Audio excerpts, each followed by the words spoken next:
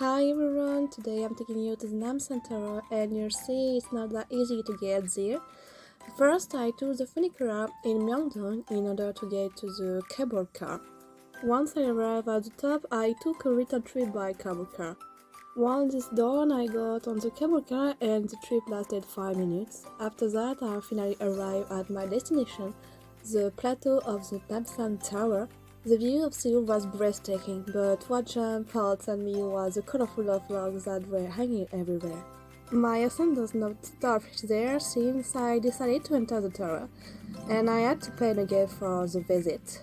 So I went back down some steps to go back up better because I had to take an elevator, and the corridor of the tower was very bright. It was very gorgeous. Once I took the elevator, I could admire the view of the city and its horizon from the top of the tower. After spending 3 hours on the tower, it was time to go back home with a lot of memory.